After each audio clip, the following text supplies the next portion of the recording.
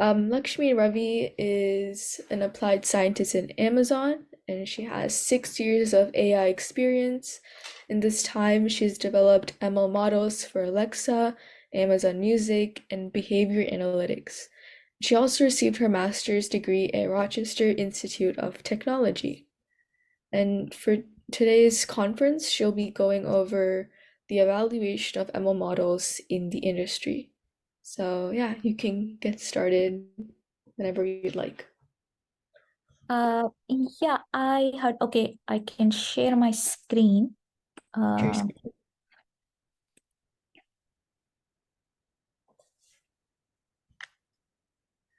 Oh, there is some problem with. Oh, are you co-host or no? I can.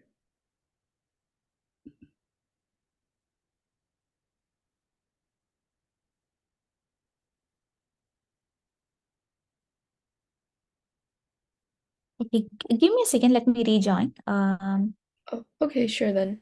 Yeah.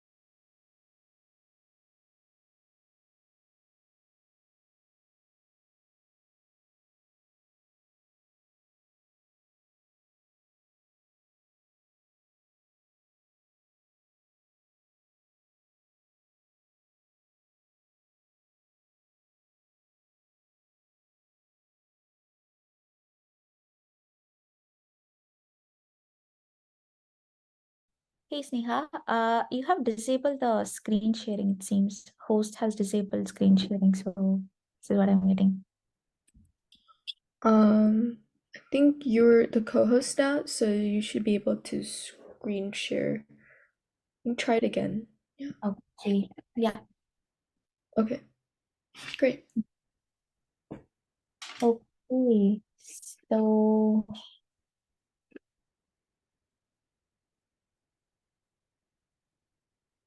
yeah. Hey everyone. Good to meet you all. I'm Lakshmi. As Sneha introduced, I'm an applied scientist at Amazon. So today I want to talk about how do we evaluate any machine learning models or anything cool we develop in the space of AI. So let me get started with the common questions that are often asked to me, like, hey, what's happening in the field of AI? What models are commonly deployed in AI? So there is a misconception or like an assumption that now all we do is deploy only deep learning models or transformer models, and we are not using anything basic anymore. I just want to take a moment to say that that is not true. We do work with even the most simplest of techniques, starting with some use cases even require us to use a linear regression or a random forest, or like we do work with all sort of models. And sometimes we do have a framework in which we pick and select the models for certain use cases. So it is not like even the basic model is still in production for many of the use cases. I just want to call out on that. And the next question is, with the trend breaking in GPT models and transformer models, where is every AI scientist in the field of machine learning is only working on GPT, or is that the thing to do right now? Again, we all will be constantly exploring and learning about the space all the time. So it is not it is not only when GPT came into existence we were learning about transformers. We were constantly experimenting in the space. So constant learning is always required in this space, but it is never the case that that is all you will be doing, or that is all that you will have to invest all your effort on. So whenever you see something cool trend going on in the industry, do take it like do be curious, always be curious, invest your time in the learning, and then learn more, talk about it more. But don't assume that that is the only cool thing going on and ignore the basics. I think even the previous speaker Sindhu mentioned about focusing on your fundamentals, where I do agree on that point. Like when you start learning, you'll be starting with gradient boosting or something linear regression. Pay attention to all the details. Do develop a greater depth so that every detail is very clearer to you, because some of the times these models are like Lego blocks. So once you understand some of the things very basic, so the rest of the things are like just building on top of it. Like, hey, you know this aspect and you know this principle. And so it is just about how they two work together with each other. And the third question is, hey, now that there is a boom, like there is a GPT model in existence, how does it impact the machine learning industry or the industry as a whole? So does it mean that the common things are not available anymore, or does it mean that the jobs will be lost, or so on? So my answer to that question is, anytime anything revolutionary happening in any space, or in this particular time AI space, what we do see is there are opportunities for other non-machine learning teams and non-machine learning domains to adapt in this machine learning areas. Hey, when something is fundamentally an innovation is being developed, so they can actually build a wrapper on top of it and say like, hey, I can just call an API and invoke the model and use the result. So I can just work with something that is already existing. I don't have to learn machine learning. I don't have to work with machine learning. So it is definitely a benefit for everyone in the space, but it doesn't mean that only when you develop these stuff, you are going to be working on that. So it is more or less like it impacts or it creates a benefit for everybody else who's working in the space. And the fourth question is science depth or wanting to learn more, like in the space of AI, whatever is transformer, GPTs is all that you need to know. My answer to that is not always the case. That is not enough. That is not the only thing you'll have to be focusing on. Definitely, you need to expand your breadth and depth where you are learning about the stuff, where you're learning about the details, you are getting the math right, you're very curious on how it is working and why it is working. But in the industry, we work with an army of people. So especially in my team, there are applied scientists, there are software engineers, there are economists, there are product managers, there are technical product managers and software managers. So every single person has a different depth of understanding in machine learning and software engineering and and more often on the product as a whole. So like to communicate to a different set of job families, to communicate to a different group of people, you will have to develop your business sense. You will have to develop your understanding about why the product is doing what you're doing in the industry, and like more aspects on that. So science depth is very crucial. You'll be focusing a lot of time in improving a science depth, but that will not be all, because you will also have to start. It should come from the beginning itself, I would say, like right when you start with the industry, you will be focusing on what is the product doing and what is the vision of the product, and why my product manager saying this is very important in the project, and how do I communicate this is what the model is lacking to a non-tech person like a product manager, or to a or sometimes to software engineers who don't know machine learning as much as you as an ML scientist or anybody in the ML science space will be doing. So this is my overall. Let me jump into the evaluation part now so that I can explain this is what is happening in the AI and what are the criteria and how do we launch a model. So I want to start with a simple outline saying what is often the criteria for launch.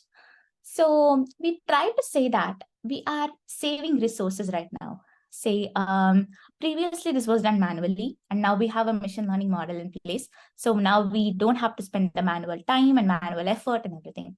The second thing is obviously we'll launch it because the new model has a better accuracy than the old model. For example, version 1 and version 2. If I want to learn version 2, want to launch version 2, then obviously it should have a better accuracy than version 1. Our third case is like support new use cases, where even if the accuracy remains the same, for the new use cases, we are able to gain. For example, this particular model can remember context, or it's working for some other use cases better. And the fourth criteria is guardrails test, where this can come in different names and different industry and different domains. I'll give you an example. When I was working with Alexa, like natural language processing team, So we were developing an internal toolkit that uses some pre-trained embeddings, like some existing embeddings, like Glove and like existing techniques. And we were developing a toolkit around it. What we try to do was, if I give a particular word, the model has to tell me 3 immediate synonyms for that.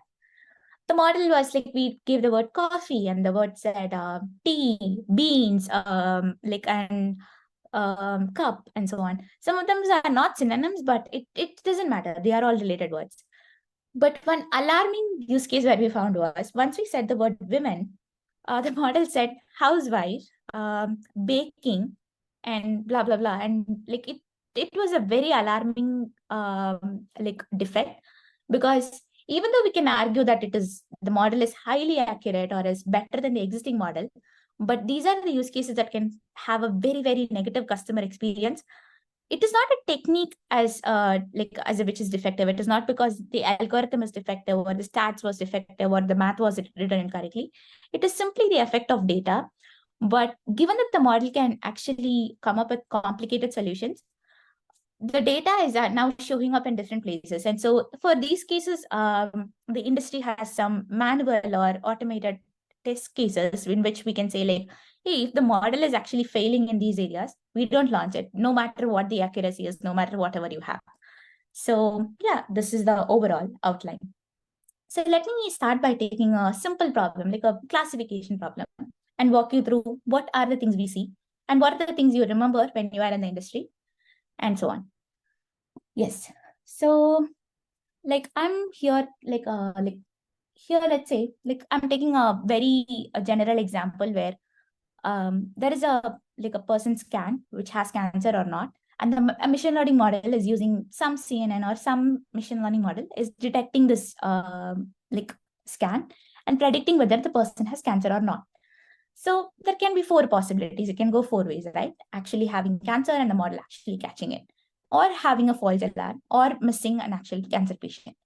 So when do we say the overall model is better? The overall accuracy is better, or the false alarm has reduced, or any one area we are seeing improvement. So one thing you have to notice here is we have started our definition by saying what is a positive class. I mean, in this case, it seems very obvious because here we are talking about cancer.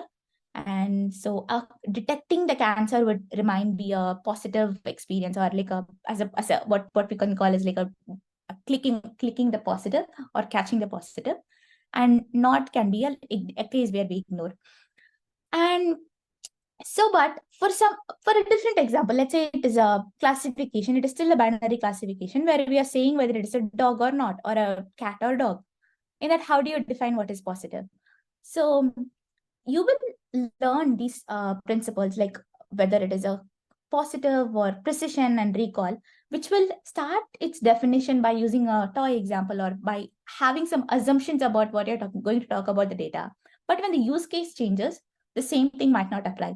So this is something I'm just bringing it to your friend, saying for a different use case, the false alarm might not even matter, or the miss rate might not even matter, or only the false alarm might matter, and so on. So what will the business care about? Let's say an industry is developing this algorithm. What will it care about? Does the industry only care about the accuracy? Or for a particular use case, yes, it might only care about the accuracy. If it is a cat or dog problem, it might only care about how well is the model going to perform. Or in other cases, it will be very use case dependent, whether you are not missing any like cancer detection, or you are not giving any false alarm as a cancer detection. So depending on what the model is going to be used for, or depending on what the product is trying to sell to its customers, or what the product is trying to have as a customer experience, so depending on that, what it values the most will change, will shift. And so depending on that, you can tune your parameters, you can adjust everything in line, so that you are developing a model that is best for the business metric that has been defined. So this is what you will work with your product managers or your team, or like this is where the understanding the vision of the product and all will come into picture when you're deciding. This is explaining through a very simple example what it means by understanding a vision and aligning your metric accordingly. So let's say you have an imbalanced set of class. Like, so let's start by saying you have a multiple class. There are dogs, trees, and cats and bikes. So you have 25 samples of each. Like you have 25 dogs, 25 cats, and trees. And so, like the common mistake we all do is in the beginning of machine learning, we just try to develop a system, and we try to look at one single metric, and then we are not very fond of doing the dirty work. We don't want to look at all the details. We don't want to care about all the details all the time. But especially in the field of data science, and especially in the field of AI ML, it is very important that we are aware of all the details all the time, because everything makes a significant difference. Do we need to look at the confusion matrix? Confusion matrix is what I have in the slide here. It's like, what is the actual class and what the model predicted as, and how much is the right rate coming up. The diagonal represents what is the correct rate, like how many the model predicted it to be correct, and the values in the rest of the places indicate how many is the misses, or how many dogs were predicted to be cats, and how many cats were predicted to be dogs, and how many bikes were misclassified. Why looking at the confusion matrix is very important. One thing is tell you the trend about the model. For example, here the trees were never misclassified, and bikes were frequently misclassified, and dogs and cats were very classified for each other. The second thing is, it is not about the trends also, it is about for special use cases. If the classes are imbalanced, when I say imbalanced, the total count is not matching everywhere. Here, bike is having a very low count. So in your overall accuracy, you will not even notice it. Like your recognition rate of your bikes is very low, because totally it has only 5 samples. It can happen in many use cases. For example, email spam classification, or in many different use cases, some classes will have a very low number of values. So completely missing them out or not even getting any of them right, you will not be having any good idea if your model is doing a good job there or not. So that is what one thing you will have to always keep in mind. You will always be building the tool, or developing the insights in the way that you're looking at all the details all the time before saying that, hey, I'm launching this model just because the accuracy is good. No, I've looked at all the details. There is no anomalies detected. Everywhere the results look good. I've looked at the confusion matrix. They are all looking good. So this is one of the things I want to point out, because from the business standpoint, these are some things which will some of the things are not predefined in the space of AI ML. You will have to define it, and saying that, like, for this use case, I think looking at this metric is very important. I looked at it and it is looking good. And coming to the next problem, regression. As you girls might already be knowing that like regression problem, very similar to classification problem. You can develop any techniques, and you can say, like, regression problem is where you have continuous output, where you are predicting what is the housing prices, or you are predicting what is the temperature or something, or you are predicting what the customer is going to spend for the next month or next year, and so on. So how will you commonly evaluate if your regression model is doing well or not? You'll develop the math on the back end, saying mean squared errors, root mean error, correlation, and so on. But when you're presenting to your team, or when you're presenting to your leaders, you will have to come up with a visual, or you will have to come up with some representation that is easier for them to understand, to get trust on your model. See, for one example is like this prediction analysis graph, like a visual representation which says, like, hey, these are the actual values and these are my predictions. As I can see from the graph, I'm not way off by using this model. This is one example. The next question, or the next set of challenges that come in the regression modeling, is how this regression model is going to be used. You have to ask your leadership that, is everything about the regression model important? Is it like the exact estimate going to matter, or you are going to compare how one instance compared to another instance? Or is an underestimation better or an overestimation better? When will we lose money? When will we gain money? Or if we underestimate, it's nothing. Or if we overestimate, then we will lose money, or something like that. For this particular use case, how does it connect to the how does this model going to be impacting the overall vision of the team, or overall product, or the customer experience, and so on? I'm going to give you two example models. There is model 1 on the left and the model 2 on the right. And I have the actual values and the predicted values. In the model 1, the predictions are very close. And in the model 2, the prediction seems way off, but the trend is exactly the same. Whenever model 1 is the actual values are increasing, the model 2 is increasing. When the values are decreasing, the values are decreasing in model 2.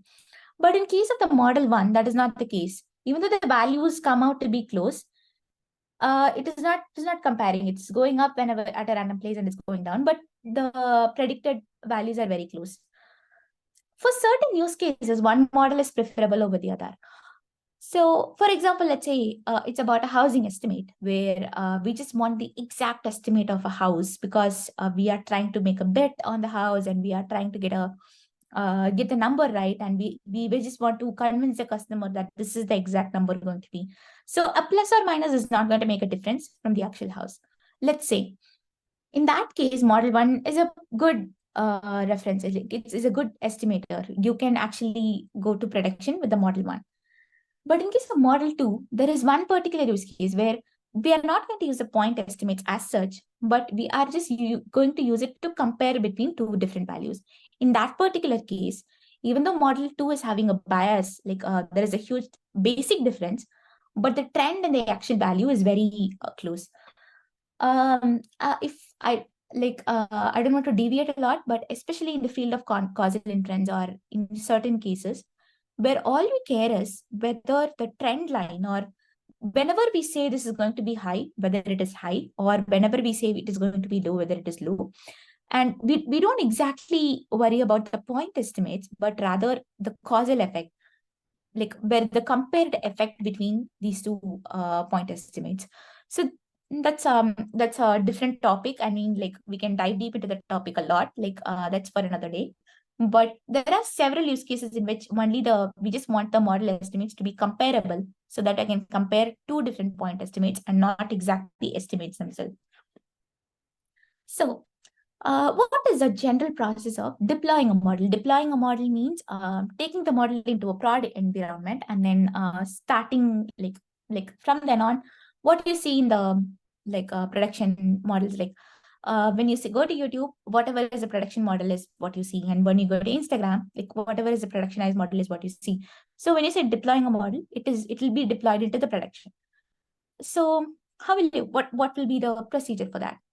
Like if I have to simplify them into three steps, you'll train a machine learning model and you'll compute your offline metrics. And then you'll start an complete analysis of whether your metrics are better than the previous ones. Is your recall better? Is your precision better?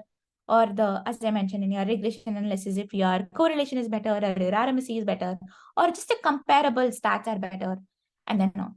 If your metrics are better than the previous versions, all you do is then proceed to the deployment.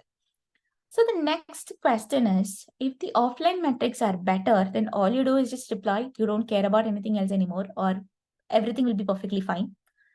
Now, here comes the concept of online metrics, or what we call as like the customer side metrics, or it's what do you mean by online metrics? So let's say you have developed a new model for Instagram page recommendations. Let's say you guys have developed something new and then you are very excited to try it. And then your offline metrics are very accurate, and then your recall rate is pretty high, your precisions are very high. How do you define your online metrics? If I deploy this particular model in the production system, the number of likes a customer does on a day should not go down, because that is an indicator of how good your recommendation is. And the time spent by the customer should not go down, because if your recommendations are better, on an average, a customer time spent should not go down. And the revenue from your ads should not go down. And these are some of the metrics the business cares about. It doesn't know about the recall or precision. Your recall can be better, or your precision can be better, or like anything can be better. Your RMSE can be better. But finally, at the end of the day, will the business be impacted positively because of this new model, or will the business be impacted negatively because of this model? And how do we know that a model doesn't degrade these metrics? This is a huge question in front of us, and we have to somehow give them the answer, right? So that's what we have, what we call as A by B experiments. Most of you might have heard about this. This is like a placebo testing and so on. The concept is very much the same. And to do A by B experiments, the companies should have already developed the infrastructure in place so that we have the capabilities to do all these experiments. It can't be on the machine learning scientist or a data scientist who wants to do this experiment. They can't develop the entire infrastructure for this. What the infrastructure will be doing? So it will be splitting the customers randomly into two samples, like two groups. The random element is very important here. And then you will first define what is your metrics you're interested in. I'm interested in the customer time spent, and I'm interested in this particular metric. You will predefine them. And for these two groups, for the treatment and the control group, we will, for the treatment group, we will be launching this new algorithm. They will be seeing the new algorithm. The control group will be having the old algorithm. So both the parties will be seeing the treatment will be going on for a few weeks or a couple of days, depending on whatever you're trying to test. And after the few weeks, the team will actually go back and measure whatever metrics you have spent. What is the average customer time? What is the average ads revenue for the treatment and the control group? And then we measure if there is any significant improvement or decay because of launching this new model. So this is what a causal experiment will look like. So by segregating the treatment and control group, we are able to clearly say this model is the cause of this particular decay, or the model is the cause of this particular growth we are seeing.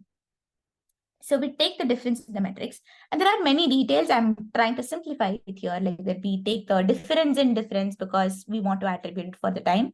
If you are interested, I can go into that like later at the talk. So yeah, this is how you decide if you want to launch your experiment, if you want to launch your model as a final model in production after everything is over. If the metrics determine that you are decaying your offline metric, you go back to your experiment and then you start researching why you have been decaying. What is that in this customer mix you are missing about? What is this thing about this online metric? You could not get it right. So these models will not be launched if any of the online metrics the business particularly cares about is not doing well. There are some tricky use cases which I just want to touch upon. It's like some algorithmic problems are very hard for you to actually develop a offline metric. I mean, the reason is that an example is personalization or recommendation often come under this umbrella. Not all the time, but some of the cases in personalization. Why is that? Because the data is only available for if I show the recommendation like this, the customer did this particular action. If I had shown something else, we have no idea or no clue what the customer might have done. So unless we have any other data set which captures any form of behavior, when the customer is shown this, they do this, or we have a very generic behavioral data set, we won't be able to do any offline experiments for these particular use cases. So oftentimes we have a ways to do it, like synthesizing some data and then testing it on it. And then like most of the times, these models will often be tested only in the online experiments. So this is the overall. Any questions? Any comments?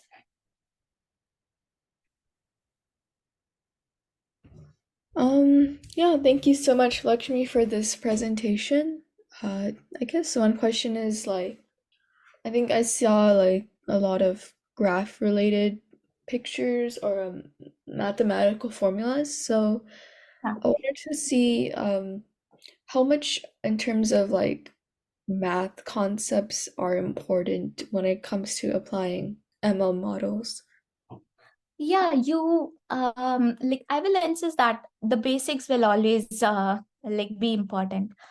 Your math will be like especially when you're getting started on the AI field, how much you're familiar with math, especially when you're starting to learn gradient boosting, you'll see if you have understood differentiation analysis or integration pretty well, it will actually show when you're learning in your gradient boosting. You'll understand the concepts much better. But again, like there is a lever in everything, there is a scale in everything. You don't have to know it all. Nobody knows it all. And like there are certain roles in machine learning which allows you to stop right in the beginning. some roles like machine learning engineer, you'll be like, you'll have to know to some extent, but you don't have to know all the depth of this math and stats and everything. And the applied scientist roles is often like very, it is good if you know it, but you are more valued for being able to take it to production. So you should also have good software engineering skills, coding skills, and programming skills. So like, yeah, like that will actually compensate for it.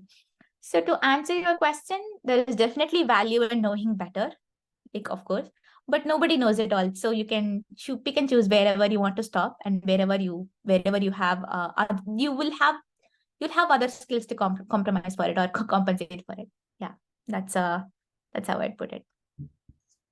All right, yeah. Thank you for that response. And again, once again, thank you for speaking at the first virtual Girls in AI Global Summit Yeah. conference. Yeah. Yeah. And oh, did you have something to say? No.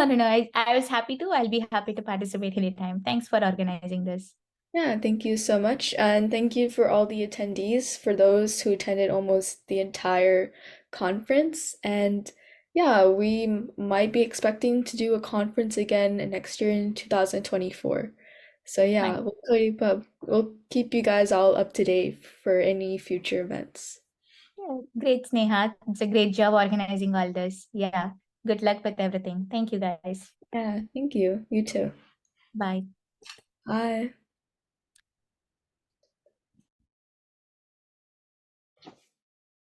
Oh yeah, so I think we can end the meeting now.